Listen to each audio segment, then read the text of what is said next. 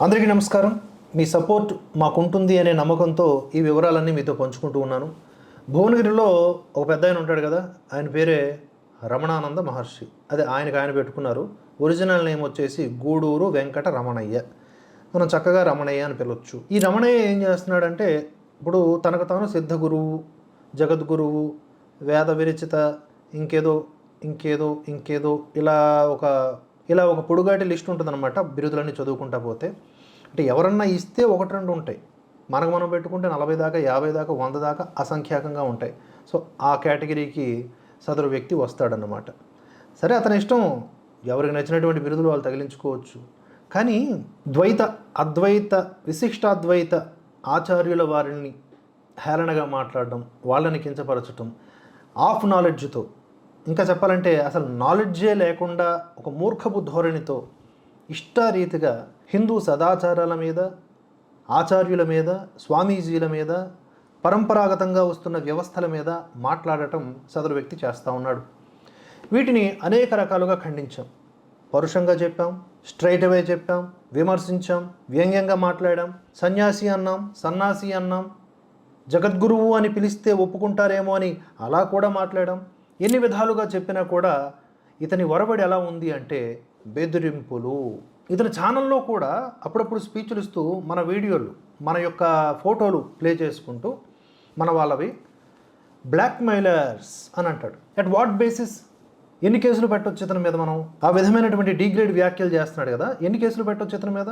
ఇప్పుడు అదే జరుగుతుంది. ఇప్పుడు మేము కేసులు పెడతాము, మరి డిపార్ట్మెంట్ ఎలా రియాక్ట్ అవుతుందో చూడాలి. ఆల్రెడీ ఒక కేసు పెట్టాం, ఆ వివరాలన్నీ చెప్తాను. నేను కేవలం కొన్ని విషయాలు మీతో పంచుకుంటున్నాను, ఒక కుటుంబ సభ్యులతో పంచుకుంటున్నట్లుగా. దయచేసి అర్థం చేసుకోండి. ఇదేదో భయపడో, లేకపోతే ఆవేదన పడో, లేకపోతే అశాంతికి గురయ్యో కాదు. ఇక్కడ ఒక వ్యవస్థలు ఎలా ఏర్పాటైపోయి స్వధర్మంలోనే ఉంటూ స్వధర్మ రూపంలో విధర్మీయుల కోసం పనిచేస్తున్నారు అనే కాన్సెప్ట్ని మనం గమనించాలి. ఇలా ఎంతమందో ఉన్నారు, ఇదిగాడు ఒకడే కాదు. వీళ్ళకేం కావాలంటే వాళ్ళ తాలూకు అభివృద్ధి, వాళ్ళకున్న పరపతి పెరగటం, ఇది తప్ప ఇంకేం లేదు. స్వార్థం స్వార్థం స్వార్థం, అదే పరమార్థం. భూములు, ఆస్తులు అధికంగా పెంచుకోవాలి, ధనం పెంచుకోవాలి, మంచి బంగారాలు పెంచుకోవాలి, ఇవి తప్ప ఇంకోటి ఏమైనా కనిపిస్తున్నాయా ఇలాంటి వ్యక్తులకి అని నేను సూటిగా ప్రశ్నిస్తూ ఉన్నా. సరే, ఎవరి కష్టముతో సంపాదించుకున్న సొమ్ము వాళ్ళు ఆ విధంగా వారికి నచ్చినట్లుగా అనుభవించుకోవచ్చు. కానీ ఒక వ్యక్తి ఏం చేసి ఇదంతా సంపాదిస్తున్నాడు అనే అనుమానాన్ని లోకం వ్యక్తం చేయాల్సిన అవసరం ఎంతైనా ఉంది ఈ సందర్భంగా. ఈ రమణానంద ఉరఫ్ రమణయ్య ఏం చేస్తున్నాడు? ఎంత దుర్మార్గంగా వ్యవహరిస్తూ ఉన్నాడండి. ఇప్పుడు నేను లలిత్ కుమార్ గారి మీద కేసు అయ్యింది అని చెప్పేసి మేమంతా కలిసి వెళ్ళాం భువనగిరికి పోలీస్ స్టేషన్కి. సంఘీభావంగా మరికొంతమంది హిందూ సోదర సోదరీమణులతో కలిసి వెళ్తే అక్కడికి వెళ్ళాక ఇంకొక కేసు కూడా ఉంది, ఎఫ్ఐఆర్ రెడీగా ఉందని తెలిసింది. అందులో కూడా మళ్ళీ లలిత్ కుమార్ గారి పేరు ఉంది. అంటే ఒక వ్యక్తి మీద 4 కేసులు, నా మీద 2 కేసులు. ఏంటి ప్రశ్నిస్తున్నందుక? ఆల్రెడీ కోర్టులో ఒకటి నడుస్తుందిగా, దాని మీద ఒక నిజాయితీగా ఒక జడ్జిమెంట్ రావాలిగా. వచ్చేదాకా అప్పుడు వెయిట్ చేసి సరిపోద్దుగా. కోర్టు ముట్టికాయలు పెట్టకముందే ఎందుకు ఈ విధంగా మరొక కేసులు అంటే తిప్పించేస్తే ఆగిపోతారంటే? అరే, మనం ఇన్ని సంవత్సరాల పాటు ఫీల్డ్లో ఉండి ఇంత మేధోపరమైనటువంటి యుద్ధం చేస్తూ ఉంటే అది అర్థం కావట్లేదా ఈ మనిషికి? మనం ఏం మాట్లాడుతున్నాం? ఒకవేళ నీకు ఏదన్నా ఒక సిద్ధాంతం నచ్చితే దాన్ని పట్టుకుని వేలాడు. కానీ నీది గొప్ప, నాది గొప్ప కాదు అనేలా మాట్లాడి అమ్మవారి గురించి, రాముడి గురించి, రామాయణం గురించి ఇష్టారీతిగా, వేదాల్లో 4 మంత్రాలు నువ్వు నేర్చుకుని చదువుకుని ఏదో ఒకటి చేసుకో. వేదాల్లో నువ్వు దోషాలని గ్రహించేసి కొత్త వేదాలను సృష్టించావు అంటే ఎవడు ఒప్పుకుంటాడు? ఎవడు విమర్శించకుండా ఉంటాడు? విమర్శించకుండా ఉండేవాడు హిందువు ఎలా అవుతాడు? నీకు ఎలాగోలాగా బుక్ అయిపోయినటువంటి నీ భక్తుల గురించి నాకు అనవసరం, అది మీకు మధ్య ఉన్నటువంటి సంబంధం. కానీ మీరంతా కట్టగలిసి ఏం చేస్తున్నారు? మొన్నటి వరకు రుద్రగణం అనే ఛానల్ ద్వారా ఎంతమంది మహానుభావుల మీద పిచ్చి పిచ్చి కూతలు కూశారు, ఎంత దుర్మార్గమైన వ్యాఖ్యలు చేశారు. ఇవన్నీ డిపార్ట్మెంట్కి కనబడవు, నాకు అర్థం కాదు. సరే, ఏదైతేనేమి ఇవన్నీ మేము దృష్టి తీసుకువెళ్తాం. మేబీ వారికి చాలా పనులు ఉంటాయి కదా, వీళ్ళు ఎలాగైతే తీసుకువెళ్తున్నారో మనం కూడా తీసుకువెళ్తాం.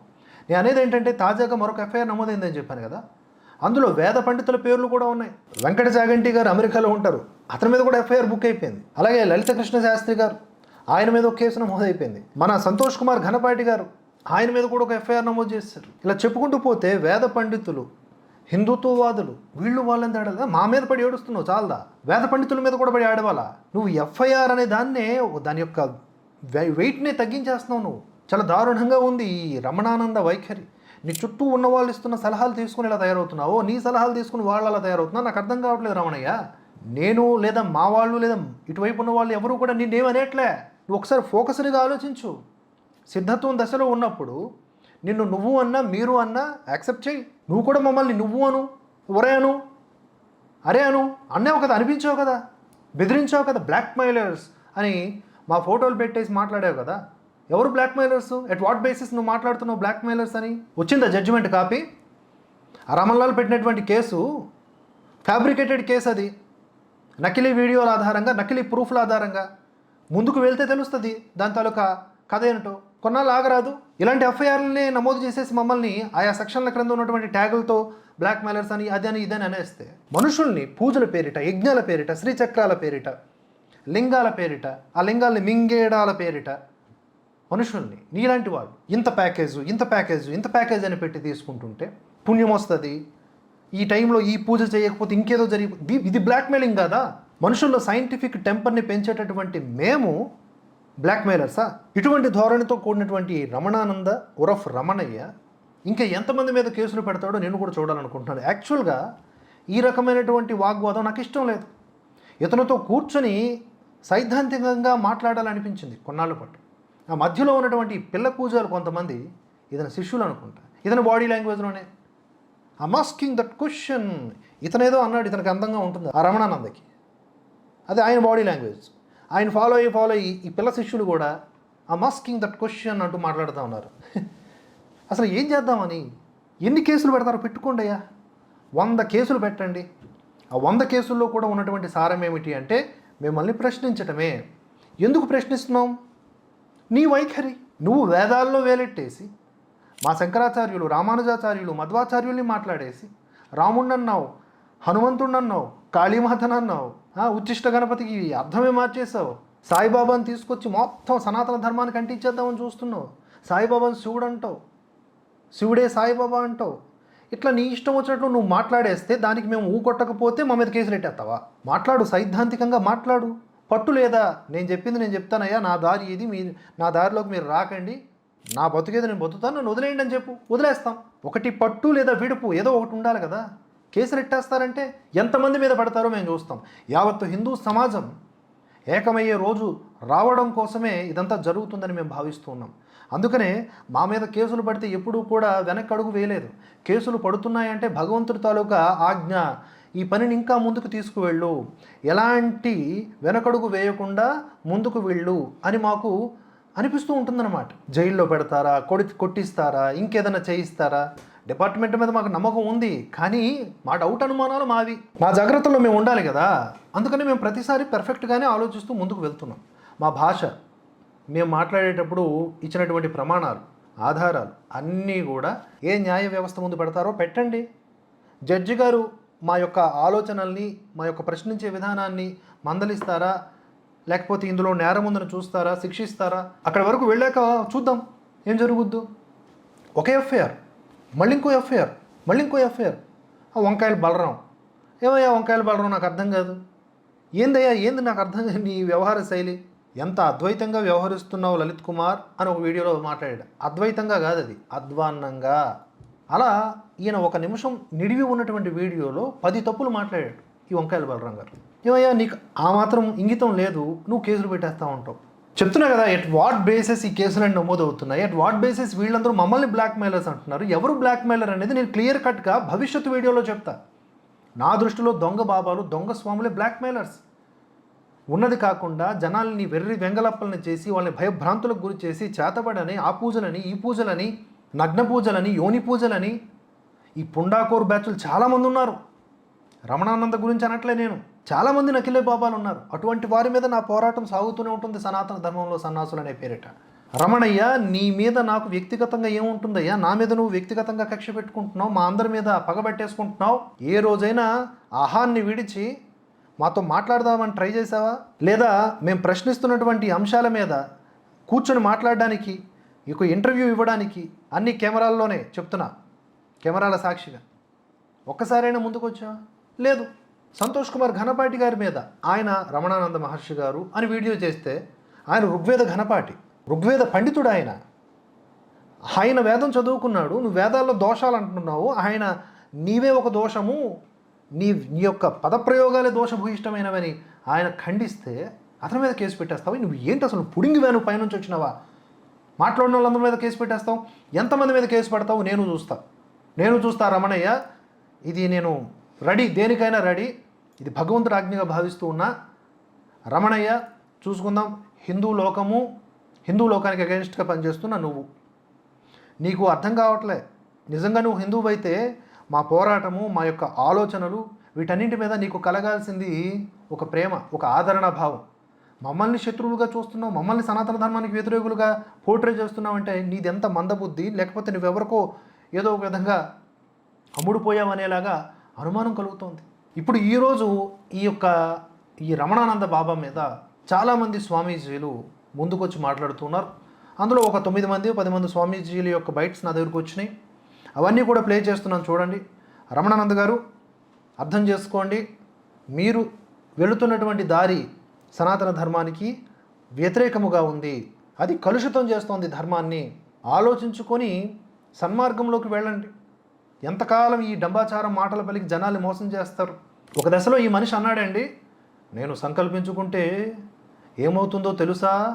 సంకల్పించుకోండి. ఏం చేస్తారు? సిల్లం పెట్టేస్తారా? చేతబళ్ళు పెట్టేస్తారా? మీ వైజాగే మాది కూడా, అర్థమైందా? చిల్లంగలు ఎట్టేస్తారు, ఇంకేవో జరిగిపోతాయి. ఈయనకి వ్యతిరేకంగా ఎవడో వెళ్ళాడని చెప్పేసి, ఏదో భూ వివాదంలో ఈయనకి వ్యతిరేకంగా వెళ్ళాడు, హార్ట్ అటాక్ వచ్చి పోయాడంట. అతని కర్మ అక్కడితో అయిపోతే ఇతని వ్యతిరేకంగా వెళ్ళడం వల్ల పోయాడని ఎన్ని రకాల కట్టు కథనాలతో జనాల్ని ఒక బ్రెయిన్ ఎంత డ్యామేజ్ చేస్తున్నారంటే ఇలాంటి దొంగ బాబాలు. ఎందుకయ్యా భయపెట్టి బ్రతకడాలు, భయంతో బ్రతకడాలు? నిశ్చింతగా హాయిగా హమయ ధర్మబద్ధంగా బతికినా ఈ రోజంతా అని చెప్పి రాత్రి గుండె మీద చేసుకుని పడుకోవాలి హాయిగా. తప్పును ఖండించినా తప్పు చేయలే అనే భావన నిత్యం మనలో ఉండాల. అది సిద్ధత్వం అంటే, అది సాధన అంటే. తిని అరగేదాకా కూర్చోవడం, కళ్ళు మూసుకోవడం కాదు సాధన అంటే. కూర్చొని నిద్రపోవడం కాదు సాధన అంటే. సరే, ఈ రమణయ్య రోదన ఏంటో మనం తదుపరి వీడియోలో మాట్లాడదాం. ఒకసారి ఆ స్వామీజీలు ఏమంటున్నారో చూడండి. అందరికీ నమస్కారం. మరో అంశంతో కలుసుకుందాం. జై హింద్, జై భారత్. శ్రీమాత్రే నమః. ఈ గుండు మహర్షి వారు ఆయన పూర్వచరిత్ర ఒకసారి జ్ఞప్తికి తెచ్చుకోవాలని, వైజాగ్లో మీరు ఏం చేసేవారో ఒకసారి పూర్వం గతంలోకి వెళ్ళాలని, అక్కడ చిన్న సాయిబాబా విగ్రహం దొరికితే అక్కడ చిన్న గుడి కట్టుకుని మీ జీవితాన్ని ప్రారంభించి ఆధ్యాత్మికమైనటువంటి హిందూ ధర్మాలని నాశనం చేస్తూ రమణానంద మహర్షిని ఆనంద తగిలించుకుని రమణ మహర్షుల వారి యొక్క పేరు ప్రఖ్యాతులన్నీ కూడా చెడగొడుతూ చెదపురుగులా తయారైనటువంటి ఈ గుండు స్వామి నీకు తీవ్రంగా వార్నింగ్ ఇస్తున్నాం. మేమందరం కూడా విశ్వధర్మ పరిరక్షణ తరపు నుంచి మీకు ఎలాంటి సన్మానం ఉంటుందో, ఎలాంటి బడిత పూజ ఉంటుందో మేమందరం వచ్చి చూపిస్తాం. ఇక్కడి నుంచి అయినా సరే నువ్వు ధర్మానికి, హిందూ ధర్మానికి సంబంధించినటువంటి ఆధ్యాత్మికంగా హిందూ సాంస్కృతిక కార్యక్రమాల గురించి మాట్లాడితే మాట్లాడు, ఇతర మతాల గురించి మాట్లాడితే మా ధర్మంలోంచి తన్ని తరుముతామని ఈ విశ్వధర్మ పరిరక్షణ వేదిక మూలకంగా చెప్తున్నాం. మరి బ్రహ్మశ్రీ అనాలో, పూజ్యశ్రీ అనాలో, మాన్యశ్రీ అనాలో, వేదవ అనాలో, మొత్తానికి కానీ ఒక బూడిద గుమ్మడికాయని వ్యక్తి వేదాలను వల్లిస్తున్నారు బహుచిత్రంగా. వారికి సూటిగా ఒక ప్రశ్న వేస్తున్నాం. అసలు మీ గురువు ఎవరు? మీ గురువుకి గురువు ఎవరు? పరమేశ్వరి గురువు, పరాత్పర గురువు, స్వగురువు అంటూ ఒక విధానం ప్రకటించబడింది ధార్మిక వేద విధానంలో. మరి మీరు అప్రకటిత మేధావిగా మేము భావిస్తున్నాం. మీ మానాన్ని మీరు ఏదో తత్వాలు చెప్పుకుంటూ బతికేస్తున్నారు, అందరూ బతుకుతున్నారు ఈ ప్రపంచంలో, మీరు బతుకుతున్నారు అనుకున్నాం. కానీ జగద్గురు ఆదిశంకరాచార్యుల వారిని, రామానుజాచార్యుల వారిని, మధ్వాచార్యుల వారిని కూడా దూషించేంత స్థాయికి మరి మీరు ఎలా చేరారో మాకు అర్థం అట్లా. మరి వారు పుట్టినప్పుడు మీరు కూడా పుట్టి ఉన్నారా? సరైన సమాధానం ప్రపంచానికి చెప్పాలి. అలాగే అమ్మవారి గురించి అపహాస్యంగా మాట్లాడతాం, శ్రీరామచంద్రమూర్తి గురించి, రామాయణం గురించి మాట్లాడతాం, జగద్గురు ఆదిశంకరాచార్య గారి గురించి మాట్లాడతాం. ఇప్పుడు అల్లా జ్ఞాన ప్రబోధ, ఖురాన్ జ్ఞాన ప్రబోధ అంటూ హోమాలు చేస్తున్నట్టుగా ప్రకటించడం, మరి ఈ యొక్క విధానాన్ని ఖచ్చితంగా మేము ఖండిస్తున్నాం. మా విశ్వధర్మ పరిరక్షణ వేదిక ద్వారా మఠపీఠ ఆశ్రమపతులందరూ కూడా మేము దీన్ని పూర్తిగా ఖండిస్తున్నాం. తొందరలో మీ దగ్గరికి వస్తున్నాము. ఖచ్చితంగా మరి 60,000 తప్పులు దిద్దిన మహానుభావులు కదా, ఎంతోమంది బ్రాహ్మణోత్తములు. అలాగే మీరు చెప్పారు బ్రాహ్మణత్వానికి శూద్రత్వానికి గొడవలు పెట్టేట్టుగా మీ మాటలు ఉన్నాయి. ఎంతోమంది ఉపనిషత్తు సారాంశాన్ని ఇచ్చింది అనేక సామాజిక వర్గాల మహానుభావులే. ఈ విషయాన్ని తమరు గమనించవలసిన అవసరం ఉంది. కనీసం శ్రద్ధాసూక్తం మేధాసూక్తం లాంటివి మీకు వచ్చా? అవన్నా తెలుసా మీకు? కనీసం ఇంగిత జ్ఞానం అనేది ఉన్నదా? హిందూ ధర్మానికి మేలు చేయవలసిన పరిస్థితులు ఉండవలసిన మీరు ఇలా కీడు చేసే మార్గంలో వెళ్తున్నారు కాబట్టి పూర్తిగా ఖండిస్తున్నాం. మేము తొందరలో మిమ్మల్ని కలుస్తాము.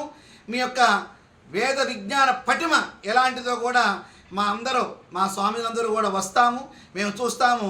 సమాజానికి ఒక చక్కటి సందేశాన్ని ఇచ్చే ప్రయత్నంలో మేమందరూ భాగస్వామ్యం ముందుకు కదులుతాము. ఓ రమణానంద మహర్షి అని పాపం ఎవరు ఇచ్చారో కానీ వారికి శతకోటి దండాలు పెడుతూ శుభం. నారాయణ స్వామి ద్విజతత్వ శ్రీపీఠం విశ్వధర్మ పరిరక్షణ వేదిక. ఈ మధ్యకాలంలో జిహాదీలు కొత్త సాంప్రదాయాన్ని మొదలుపెట్టారు. అదేమిటంటే మత మార్పిడి అయిన తర్వాత హిందువుల పేర్లతోనే ఉండాలి. ఎలా అయితే క్రిస్టియన్స్ మత మార్పిడి అయిన తర్వాత హిందువుల పేర్లతోనే చలామణి అవుతున్నారో, అలాగే ముస్లిమ్స్ కూడా మత మార్పిడి అయిపోయిన తర్వాత ఇస్లాం మతం స్వీకరించిన తర్వాత హిందువుల పేరుతోనే చలామణి అవటం, హిందువులు గురువుగానే చలామణి అవటం, కట్టు బొట్టు అంతా కూడా హిందువుల ఆకారంతోనే ఉండటం, ఇలాగుండి ఇదంతా జరుగుతుంది. ఆ రకంగానే మీరు కూడా కనిపిస్తున్నారు. ఎందుకంటే మీరు జిహాదీకి ఒక ప్రతినిధిగా ఉన్నారని చెప్పేసి మాకు అర్థమవుతుంది. ఎందుకనంటే ఖురాన్ పేరుతో అల్లా పేరుతో హోమాలు చేయటం, హిందూ దేవీ దేవతల్ని విమర్శించడం, రామాయణ భారత భాగవతాల్ని విమర్శించడం, మీది కాని జ్ఞానాన్ని నాదే గొప్ప జ్ఞానం అని చెప్పేసి ప్రపంచానికి చెప్పే ప్రయత్నం చేయటం, హిందువుల్ని తప్పుదో పట్టించడం, ఇవన్నీ కూడా సనాతన ధర్మాన్ని క్షమించరాని నేరం. అది మీకు దమ్ముంటే, మీకు నిజంగా చీము నెత్తురు ఉంటే ముస్లిం టోపీ పెట్టుకోండి, నమాజ్ చేయండి, ముస్లిం మసీదులకు వెళ్ళండి, హిందూ మతాన్ని త్యజించండి. అంతేగాని ఇటువంటి నికృత్యపు నీచ కార్యక్రమాలకి ఒడిగట్టడం మానేయండి. లేకపోతే తగిన మూల్యం చెల్లించుకోవాల్సిన పరిస్థితి ఆ రోజు త్వరలో వస్తుందని చెప్పేసి నేను వార్నింగ్ ఇస్తున్నాను. జై హింద్. జై వీరబ్రహ్మజీ గోవిందబాంబజీ. నేను మీ కృష్ణమాచార్య, శ్రీ బ్రహ్మపదం మరియు విశ్వధర్మ పరిరక్షణ వేదిక. ఉల్లిగడ్డలకు సైతం ఉపదేశమిచ్చేటి కళ్ళ గురువులు ఇలలో పురతారని వీరబ్రహ్మేంద్ర స్వామి వారు చెప్పినట్టుగా ఈ కలియుగంలో అలాంటి కర్మల్నే మనం చూస్తూ ఉన్నాం. రమణానంద మహర్షి పేరుతో ఒక వికృతమైనటువంటి వ్యక్తి, ఛందస్సు అలంకారాలు తెలియనటువంటి వ్యక్తి వేదాలని సంవర్గం చేశారని, వేద సంవర్గాల్లో కూడా ప్రక్షిప్తాలు ఉన్నాయని, కొన్ని వేలు లక్షలాది తప్పులను తాను ఎత్తి చూపుతూ సరిదిద్దానని తనకు తానుగా ప్రచారం చేసుకుంటున్నటువంటి ఆర్భటాన్ని మనం చూస్తూ ఉన్నాం. కనీసం స్వరం, ఉదాత్తం, అనుదాత్తం ఇవి కూడా తెలియకుండా మంత్రపఠనం చేస్తూ పరమతాలకు సంబంధించినటువంటి శబ్దాల చేత వేద వాంగ్మయాన్ని అపహాస్యం చేస్తున్నటువంటి అవైదిక మతాన్ని, అవైదికమైనటువంటి మార్గాన్ని అవలంబిస్తూ ఎంతోమంది సనాతన ధర్మంలో ఉన్నటువంటి హిందూ బంధువులందరినీ కూడా తప్పుదారి పట్టిస్తున్నటువంటి ఇలాంటి ఉల్లిగడ్డలకు సైతం ఉపదేశం ఇచ్చేటువంటి కళ్ళ గురువుల్ని మనం ఎటువంటి పరిస్థితుల్లో నమ్మకూడదు, వాళ్ళని అనుసరించకూడదు. వేదాన్ని అపహాస్యం చేయటం, విశేషవంతమైనటువంటి జగద్గురువులని వారికి సంబంధించినటువంటి భాష్యాలకి వక్ర భాష్యాలు చెప్పేటువంటి పరిస్థితి రావటం, ఇది చాలా శోచనీయమైనటువంటి స్థితి. వారికి ఉన్నటువంటి ప్రజ్ఞాపటవలేంటో, ఉపనిషత్తుల గురించి వాళ్ళకి ఏం తెలుసో, ప్రత్యేకించి కొత్త మంత్రాలను సృష్టించేటువంటి అనుష్ఠుప్ ఛందస్సు కాకుండా రమణానంద ఛందస్సు పేరుతో కొత్త ఛందస్సును కూడా ఆయన పెట్టుకున్నట్టుగా వింటున్నాం. ఆ ఛందస్సు సంగతిని కూడా విశ్వధర్మ పరిరక్షణ వేదిక తొందరలో చూస్తుందని మరొక్కసారి తెలియజేసుకుంటున్నాను. విశ్వధర్మ పరోక్ష వేదిక సభ్యులుగా మాట్లాడుతున్నాము. మిమ్మల్ని అందరూ కూడా చాలామంది మహర్షి అని పిలుస్తూ ఉంటారు. కానీ నాకు తెలిసిన వాళ్ళందరూ గుమ్మడికాయ స్వామి, బూడిద గుమ్మడికాయ స్వామి వస్తున్నాడు, చెప్తున్నాడు ఏంటి స్వామి అని అడుగుతూ ఉంటారు నన్ను. వీరబ్రహ్మం గారు చెప్పినప్పుడు లోగడ చరిత్రలో రాశారు, రకరకాల స్వామీజీలు పుడతారు, రకరకాల మతాల గురించి ప్రచారాలు చేస్తారని. అలాగే మీరు ఇప్పుడు ముస్లిమ్స్ కోప కప్పుకొని లేదా వేరే కప్పుకొని చేస్తున్నారో తెలీదు. మీరు ప్రతి వాక్యంలో కూడా పెడర్థాలు, అంటే ఒక తల్లిగాను చూడట్లేదు, ఒక చెల్లెలుగాను చూడట్లేదు, అందరినీ గెలిపి ఏకవచనంతో ఏ కామక్రోధ మదమచ్చరాలలో ఉండి కూడా మీరు మాట్లాడుతున్నట్టు అర్థమవుతుంది. ఇలాంటి సంతాన ధర్మాల్లో ఇలాంటివి మాట్లాడకూడదు. ఇలా మాట్లాడినందుకు మా యొక్క అందరం కూడా కలిసి మీకు త్వరలో వచ్చి మీకు ఘనమైన సన్మానం చేయాలనుకుంటున్నాం. అది త్వరలోనే జరుగుతుందని తెలియపరచడం జరిగింది. శ్రీమాత్రే నమః. అమ్మని అమ్మలా చూడకుండా అమ్మాయిలా చూసే ఓ స్వామీజీ, యద్భావం తద్భవతి అన్నట్టుగా నీకు మనసులో ఎలాంటి ఆలోచనలు ఉంటాయో అలాంటి ఆలోచనను అమ్మవారు కనిపించింది అని ఆలోచన. నీవు అమ్మని అమ్మలా చూడాలి, అమ్మాయిని అమ్మాయిలా చూడాలి. మీరు కామక్రోధ లోపమోహాలని వదిలితేనే స్వామీజీ అవుతారు. అలాంటి కామ కోరికలతోటి అమ్మవారిని చూసి అమ్మవారి విచిత్ర పాశ్చాత్య వస్త్ర సాంప్రదాయాలు అమ్మవారు కనబడ్డారని చెప్పి మీరు చెప్పడం చాలా హాస్యాస్పదం. అదేవిధంగా హిందూ సనాతన ధర్మానికి అగౌరవం కూడా. మన హిందూ దేవాలయాలలో ఉన్నటువంటి మన హిందూ దేవతలని మనమే సంరక్షించుకోవాల్సిన బాధ్యతలో ఉండి ఎన్నో రకాల ప్రబోధాలను చెప్పాల్సిన సత్సాంప్రదాయంలో ఉంటూ మీరు ఇలాంటి విషయాలని చెబితే మన హిందూ దేవతల్ని కూడా మనమే కించపరిచినట్టు అవుతుంది. దీనికి ఖచ్చితంగా మీరు ఏదైతే క్రీమ్ అనే బీజాన్ని 3 సార్లు పలికిన కాళికాంబర్ వచ్చిందన్నారు చూసారా, కాళికాంబర్ పరమేశ్వర స్థానం మిమ్మల్ని తొక్కిపెట్టి నార తీస్తుందని నేను చెప్తున్నాను. ఓం నమ శివాయ. ధర్మాన్ని నాశనం చేయడం కోసం రమణానంద మహర్షి అని పేరు పెట్టుకున్నటువంటి స్వామీజీ రామాయణం, మహాభారతం, భగవద్గీత ఇవన్నీ కల్పితాలు, ఇవన్నీ జరగలేదు అని చెప్తున్నారు. 500 సంవత్సరాల నుంచి హైకోర్టులో రామాలయ నిర్మాణం కోసం చాలామంది అడ్డుకున్నారు. మీరు ఇప్పుడు ఈ మతాన్ని అడ్డుకుంటున్నట్టుగా కనబడుతుంది. కోర్టులో సాక్ష్యం నిరూపణలు అన్నీ చేసి రామాలయ నిర్మాణానికి ఈ మధ్యనే పర్మిషన్ ఇచ్చారు. అంటే రామాయణం అనేది జరిగినటువంటి విషయం అని చెప్పి కోర్టులో కూడా అందరూ కూడా ఏకగ్రీవంగా ఒప్పుకున్నారు. దానివల్లనే మన యొక్క రామాలయం ప్రతిష్ట జరిగింది. మీరు సనాతన ధర్మాన్ని నాశనం చేస్తూ ఉన్నారు. 100 కోట్ల మంది ఉన్నటువంటి హిందువుల్ని అందరినీ కూడా తప్పుదోవ పట్టించడానికి మీ ప్రయత్నాలు చేస్తున్నారు. దయచేసి మీ ప్రయత్నాలన్నీ విరమించండి. విశ్వధర్మ పరీక్షణ వేదిక ద్వారా మేమందరం కూడా బూడిద గుమ్మడికి ఎలా ఉన్నారు చూస్తే మీరు చాలా చూడంగానే మాకే చాలా హాస్యంగా ఉంది. ఆంధ్ర తెలంగాణలో కూడా అన్ని ప్రాంతాల్లో కూడా రామాలయం, శివాలయం, వెంకటేశ్వర టెంపుల్లో కూడా ఒక పక్కన బాబా గుడి కడుతుంటే బాబా గుడికి ప్రతి చోట కడుతున్నారు.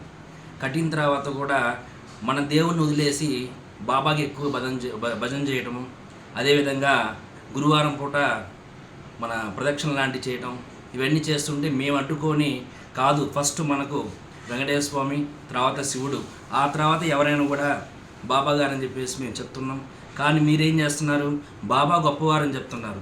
ఇది కరెక్ట్ కాదని చెప్పేసి మా తరపున చెప్తున్నాం. ఓం నమ శివాయ.